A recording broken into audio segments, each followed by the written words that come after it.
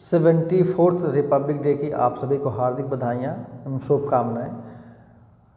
और हमारे Republic day पे जो हम लोग नेशनल फ्लैग होस्ट करते हैं, उसमें जो एक चक्र है, वो चक्र क्या संदेश देता है, उस पर हम आप लोगों से बात करना चाहते हैं।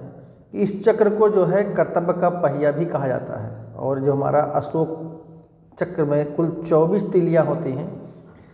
24 तीलियाँ मनुष्य के 24 गुणों को दर्शाने का काम करती हैं और इन 24 गुणों को धर्म मार्ग भी कहा जाता है। तो क्या आप इन धर्म मार्ग को जानते हैं?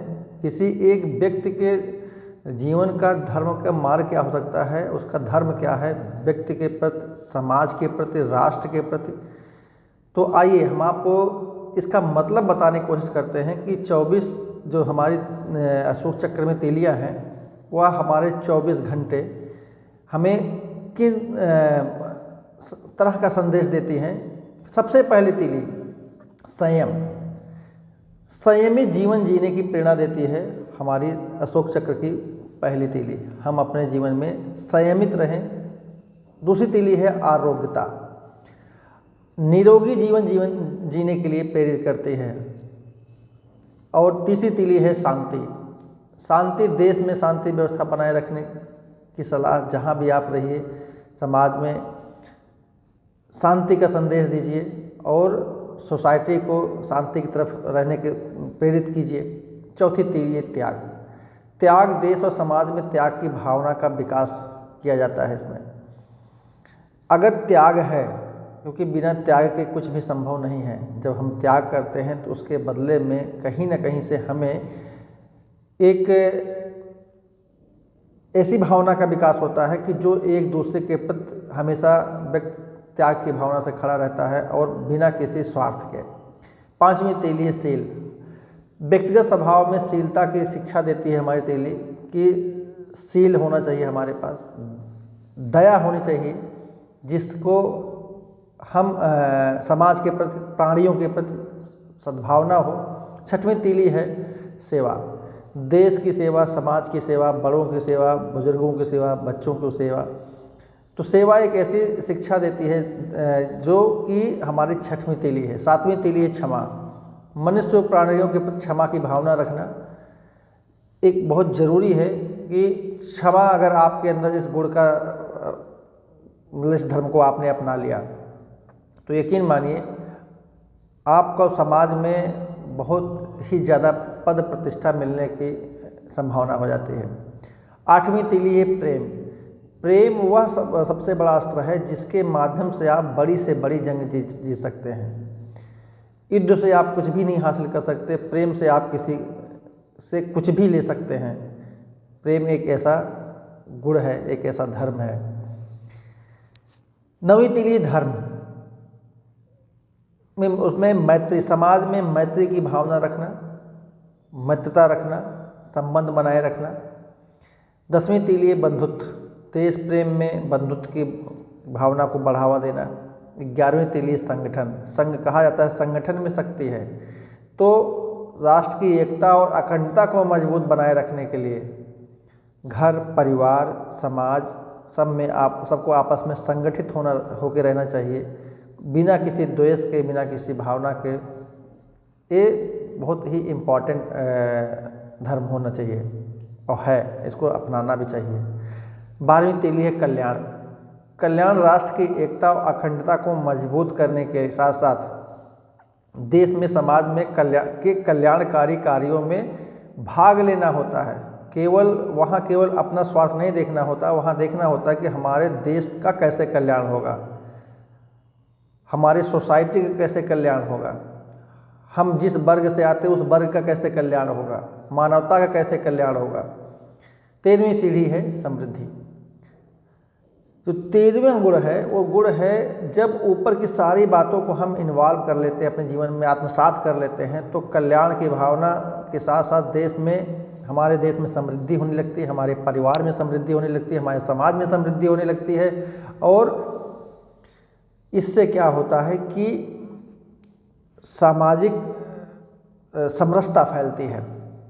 14वीं तीली है उद्योग। देश में अगर आप योग्य हैं, अगर आप सक्षम हैं तो देश को औद्योगिक प्रगति में सहायता कीजिए। अपनी योग्यता की, अपनी शिक्षा को, अपने स्किल को अपने देश के प्रति योगदान दीजिए ताकि ज़्यादा से ज़्यादा लोग उसमें इन्वॉल्व हो करके अपना धनार्जन कर सकें, अपने जॉब को कर सकें। 15वीं तीली है सुरक्षा। देखिए, राष्ट्र सर्वोपरि होता है।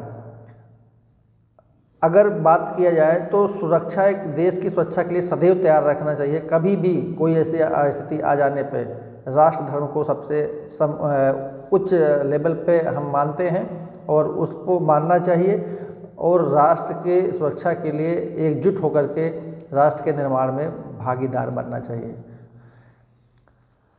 उसके बाद 16वीं तीली है नियम। नियम जिंदगी के नियम और संयम में बहुत सारा ऐसा जीवन जीना होता है जिसमें बहुत ज़्यादा नियम, कायदे, कानून के तहत हमें नियमों का पालन करना चाहिए, हमें संविधान का पालन करना चाहिए, हमें कानून का पालन करना चाहिए। ये सारे नियम हैं और इस निजी ज़िंदगी में भी कुछ अपने एक नियम होना चाहिए, संयम होना चाहिए जिसको हम उसको बर्ताव के साथ अपने जीवन को सफल बना सकें। 17वीं तीली है समता। समता मूलक समाज की स्थापना। ना कोई छोटा, ना कोई बड़ा, कोई ऊंचा भेदभाव, कोई ऐसा नहीं होना चाहिए। और समता मूलक समाज की स्थापना के लिए ऊपर की जितनी तीलियां हैं अगर उनको हम अपने जीवन में आत्मसात करेंगे तो समता मूलक समाज की स्थापना होने में देर नहीं लगेगी। अर्थ। 18वीं तीली है अर्थ। होता क्या है कि व्यक्ति धरती पर जन्म लेता है, उसके बाद जन्म लेने के बाद शिक्षा ग्रहण करने के बाद अगला कार्य होता है अर्थ को प्राप्त करना। लेकिन अर्थ मतलब अर्थ को सही तरीके से कमाना और उस अर्थ का सही सदुपयोग करना अपने परिवार के प्रति, अपने समाज के प्रति, अपने राष्ट्र के प्रति। धन का दुरुपयोग नहीं करना चाहिए क्योंकि धन का अगर दुरुपयोग होता है तो उसका प्रभाव हमारे समाज पे पड़ता है, हमारे परिवार पर पड़ता है, हमारे चरित्र पर पड़ता है और हमारे राष्ट्र पर पड़ता है। इसलिए अर्थ का सही उपयोग करना चाहिए। 19वीं तीली है नीति।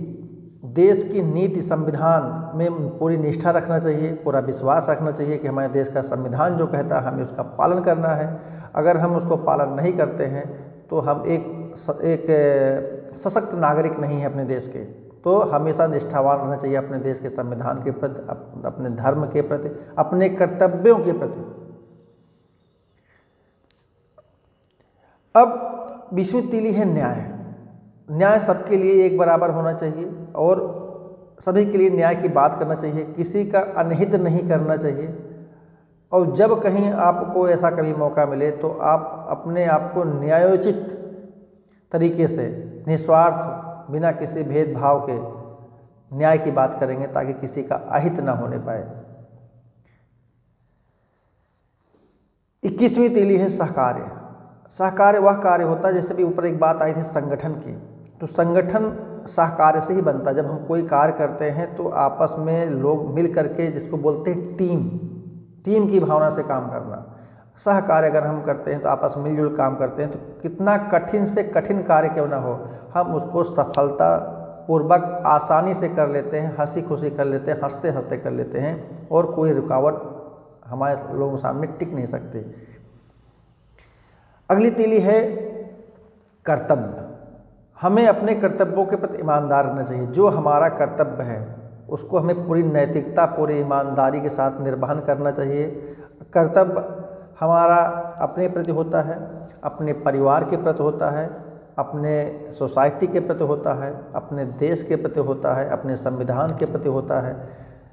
तो अपने कर्तव्यों से आप जो जीविकोपार्जन करते हैं उसमें जो कर्तव्य होता है उसको पूर्णता निष्ठा के साथ पालन करना बहुत ज़रूरी होता है। कर्तव्य को ईमानदारी से पालन करना चाहिए। यह हमारी 22वीं तीली बोलती है, जो कि हमारे एक धर्म मार्ग का 22वीं तीली है। 23वीं तीली है अधिकार। कभी भी अगर आपको कोई ऐसा अधिकार मिल जाए जो कि किसी और के पास उपलब्ध नहीं है तो उसका दुरुपयोग नहीं करना चाहिए और हमेशा अधिकारियों का सदुपयोग करना चाहिए, सदुपयोगिता की तरह आगे बढ़ना चाहिए ताकि उससे लोगों का कल्याण हो। 24वीं तीली है बुद्धिमत्ता। देश की समृद्धि के लिए स्वयं का बौद्धिक विकास करते हुए और देश के जो हमारे नागरिक हैं उनके बौद्धिक विकास में सहायता करते हुए पूरे देश को प्रगति की ओर उन्नति के द्वार पर ले जाने के लिए ये हमारे 24 जो तेलियां हैं, जो हमारे धर्म मार्ग हैं, इनको अपनाना चाहिए और जीवन को सफल बनाना चाहिए। इन्हीं शुभकामनाओं के साथ आप सभी को पुनः 74th रिपब्लिक डे की हार्दिक शुभकामनाएं। धन्यवाद।